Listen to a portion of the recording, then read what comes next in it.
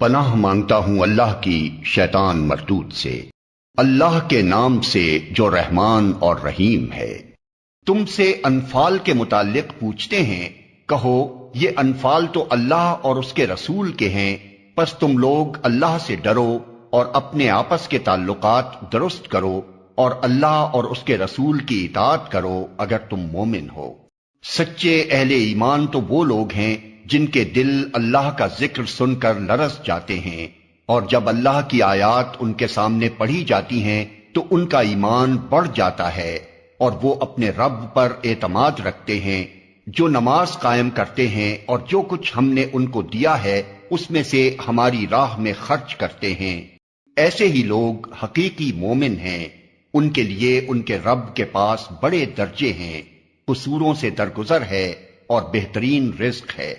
اس مال غنیمت کے معاملے میں بھی ویسی ہی صورت پیش آ رہی ہے جیسی اس وقت پیش آئی تھی جبکہ تیرا رب تجھے حق کے ساتھ تیرے گھر سے نکال لایا تھا، اور مومنوں میں سے ایک گروہ کو یہ سخت ناگوار تھا، وہ اس حق کے معاملے میں تجھ سے جھگڑ رہے تھے، دراں حالے کہ وہ صاف صاف نمایاں ہو چکا تھا۔ ان کا حال یہ تھا کہ گویا وہ آنکھوں دیکھے موت کی طرف ہانکے جا رہے ہیں۔ یاد کرو وہ موقع جبکہ اللہ تم سے وعدہ کر رہا تھا کہ دونوں گروہوں میں سے ایک تمہیں مل جائے گا۔ تم چاہتے تھے کہ کمزور گروہ تمہیں ملے، مگر اللہ کا ارادہ یہ تھا کہ اپنے ارشادات سے حق کو حق کر دکھائے اور کافروں کی جڑ کاٹ دے تاکہ حق حق ہو کر رہے اور باطل باطل ہو کر رہ جائے، خواہ مجرموں کو یہ کتنا ہی ناگوار ہو۔ اور وہ موقع جبکہ تم اپنے رب سے فریاد کر رہے تھے، جواب میں اس نے فرمایا کہ میں تمہاری مدد کے لیے پے در پے 1000 فرشتے بھیج رہا ہوں۔ یہ بات اللہ نے تمہیں صرف اس لیے بتا دی کہ تمہیں خوشخبری ہو اور تمہارے دل اس سے مطمئن ہو جائیں، ورنہ مدد تو جب بھی ہوتی ہے اللہ ہی کی طرف سے ہوتی ہے، یقیناً اللہ زبردست اور دانا ہے۔ اور وہ وقت جبکہ اللہ اپنی طرف سے غنودگی کی شکل میں تم پر اطمینان و بے خوفی کی کیفیت طاری کر رہا تھا، اور آسمان سے تمہارے اوپر پانی برسا رہا تھا تاکہ تمہیں پاک کرے اور تم سے شیطان کی ڈالی ہوئی نجاست دور کرے اور تمہاری ہمت بندھائے اور اس کے ذریعے سے تمہارے قدم جما دے۔ اور وہ وقت جبکہ تمہارا رب فرشتوں کو اشارہ کر رہا تھا کہ میں تمہارے ساتھ ہوں، تم اہل ایمان کو ثابت قدم رکھو، میں ابھی ان کافروں کے دلوں میں رعب ڈالے دیتا ہوں، پس تم ان کی گردنوں پر ضرب اور جوڑ جوڑ پر چوٹ لگاؤ۔ یہ اس لیے کہ ان لوگوں نے اللہ اور اس کے رسول کا مقابلہ کیا، اور جو اللہ اور اس کے رسول کا مقابلہ کرے اللہ اس کے لیے نہایت سخت گیر ہے۔ یہ ہے تم لوگوں کی سزا، اب اس کا مزہ چکھو اور تمہیں معلوم ہو کہ حق کا انکار کرنے والوں کے لیے دوزخ کا عذاب ہے۔ اے ایمان لانے والو، جب تم ایک لشکر کی صورت میں کفار سے دوچار ہو تو ان کے مقابلے میں پیٹھ نہ پھیرو۔ جس نے ایسے موقع پر پیٹھ پھیری الا یہ کہ جنگی چال کے طور پر ایسا کرے یا کسی دوسری فوج سے جا ملنے کے لیے، تو وہ اللہ کے غضب میں گر جائے گا، اس کا ٹھکانہ جہنم ہوگا اور وہ بہت بری جائے بازگشت ہے۔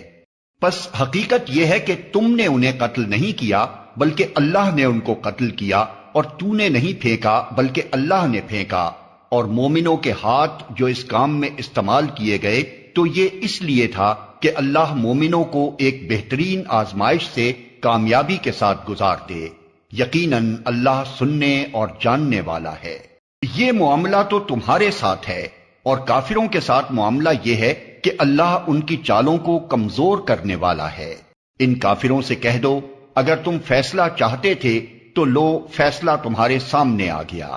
اب باز آ جاؤ تو تمہارے ہی لیے بہتر ہے، ورنہ پھر پلٹ کر اسی حماقت کا اعادہ کرو گے تو ہم بھی اسی سزا کا اعادہ کریں گے، اور تمہاری جمعیت خواہ وہ کتنی ہی زیادہ ہو تمہارے کچھ کام نہ آ سکے گی۔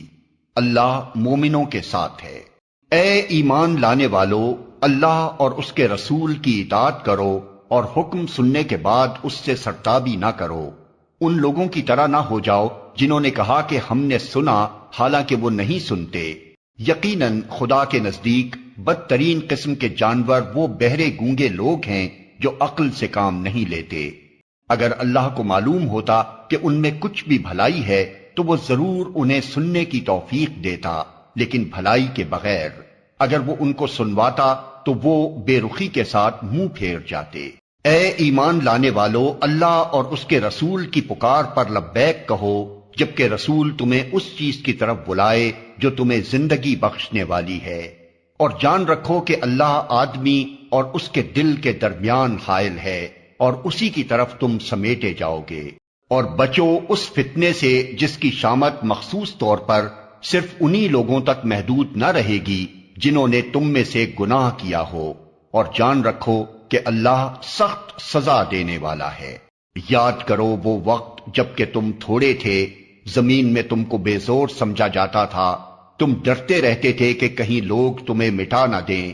پھر اللہ نے تم کو جائے پناہ مہیا کر دی، اپنی مدد سے تمہارے ہاتھ مضبوط کیے اور تمہیں اچھا رزق پہنچایا، شاید کہ تم شکر گزار بنو۔ اے ایمان لانے والو، جانتے بوجھتے اللہ اور اس کے رسول کے ساتھ خیانت نہ کرو، اپنی امانتوں میں غداری کے مرتکب نہ ہو، اور جان رکھو کہ تمہارے مال اور تمہاری اولاد حقیقت میں سامان آزمائش ہیں، اور اللہ کے پاس اجر دینے کے لیے بہت کچھ ہے۔ اے ایمان لانے والو، اگر تم خدا ترسی اختیار کرو گے تو اللہ تمہارے لیے کسوٹی بہم پہنچا دے گا، اور تمہاری برائیوں کو تم سے دور کرے گا، اور تمہارے قصور معاف کرے گا۔ اللہ بڑا فضل فرمانے والا ہے۔ وہ وقت بھی یاد کرنے کے قابل ہے جبکہ منکرین حق تیرے خلاف تدبیریں سوچ رہے تھے کہ تجھے قید کر دیں یا قتل کر ڈالیں یا جلا وطن کر دیں۔ وہ اپنی چالیں چل رہے تھے اور اللہ اپنی چال چل رہا تھا، اور اللہ سب سے بہتر چال چلنے والا ہے۔ جب ان کو ہماری آیات سنائی جاتی تھیں تو کہتے تھے کہ ہاں سن لیا ہم نے، ہم چاہیں تو ایسی ہی باتیں ہم بھی بنا سکتے ہیں۔ یہ تو وہی پرانی کہانیاں ہیں جو پہلے سے لوگ کہتے چلے آ رہے ہیں۔ اور وہ بات بھی یاد ہے جو انہوں نے کہی تھی کہ خدایا اگر یہ واقعی حق ہے اور تیری طرف سے ہے تو ہم پر آسمان سے پتھر برسا دے یا کوئی دردناک عذاب ہم پر لے آ۔ اس وقت تو اللہ ان پر عذاب نازل کرنے والا نہ تھا جبکہ تو ان کے درمیان موجود تھا، اور نہ اللہ کا یہ قاعدہ ہے کہ لوگ استغفار کر رہے ہوں اور وہ ان کو عذاب دے دے۔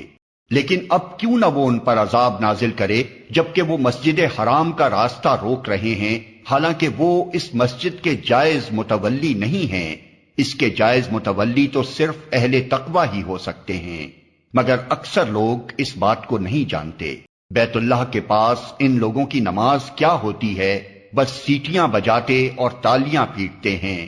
پس اب لو اس عذاب کا مزہ چکھو اپنے اس انکار حق کی پاداش میں جو تم کرتے رہے ہو۔ جن لوگوں نے حق کو ماننے سے انکار کیا ہے وہ اپنے مال خدا کے راستے سے روکنے کے لیے صرف کر رہے ہیں اور ابھی اور خرچ کرتے رہیں گے،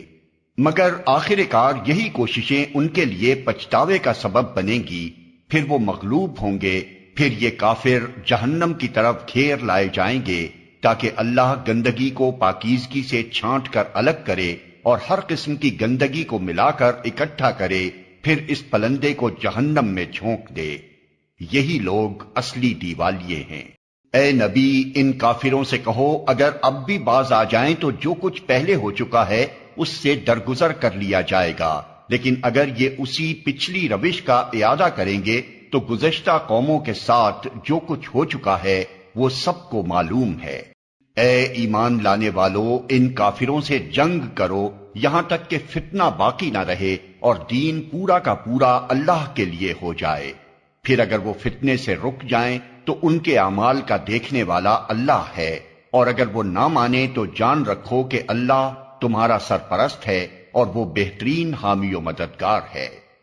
اور تمہیں معلوم ہو کہ جو کچھ مال غنیمت تم نے حاصل کیا ہے اس کا 5واں حصہ اللہ اور اس کے رسول اور رشتہ داروں اور یتیموں اور مسکینوں اور مسافروں کے لیے ہے، اگر تم ایمان لائے ہو اللہ پر اور اس چیز پر جو فیصلے کے روز یعنی دونوں فوجوں کی مٹ بھیڑ کے دن ہم نے اپنے بندے پر نازل کی تھی، تو یہ حصہ بخوشی ادا کرو، اللہ ہر چیز پر قادر ہے۔ یاد کرو وہ وقت جب کہ تم وادی کے اس جانب تھے اور وہ دوسری جانب پڑاؤ ڈالے ہوئے تھے، اور قافلہ تم سے نیچے ساحل کی طرف تھا۔ اگر کہیں پہلے سے تمہارے اور ان کے درمیان مقابلے کی قرارداد ہو چکی ہوتی تو تم ضرور اس موقع پر پہلو تہی کر جاتے، لیکن جو کچھ پیش آیا وہ اس لیے تھا کہ جس بات کا فیصلہ اللہ کر چکا تھا اسے ظہور میں لے آئے، تاکہ جسے ہلاک ہونا ہے وہ دلیل روشن کے ساتھ ہلاک ہو، اور جسے زندہ رہنا ہے وہ دلیل روشن کے ساتھ زندہ رہے۔ یقیناً خدا سننے اور جاننے والا ہے۔ اور یاد کرو وہ وقت جب کہ اے نبی خدا ان کو تمہارے خواب میں تھوڑا دکھا رہا تھا، اگر کہیں وہ تمہیں ان کی تعداد زیادہ دکھا دیتا تو ضرور تم لوگ ہمت ہار جاتے اور لڑائی کے معاملے میں جھگڑا شروع کرتے تھے، لیکن اللہ ہی نے اس سے تمہیں بچایا، یقیناً وہ سینوں کا حال تک جانتا ہے۔ اور یاد کرو جب کہ مقابلے کے وقت خدا نے تم لوگوں کی نگاہوں میں دشمنوں کو تھوڑا دکھایا اور ان کی نگاہوں میں تمہیں کم کر کے پیش کیا، تاکہ جو بات ہونی تھی اسے اللہ ظہور میں لے آئے، اور آخر کار سارے معاملات اللہ ہی کی طرف رجوع کرتے ہیں۔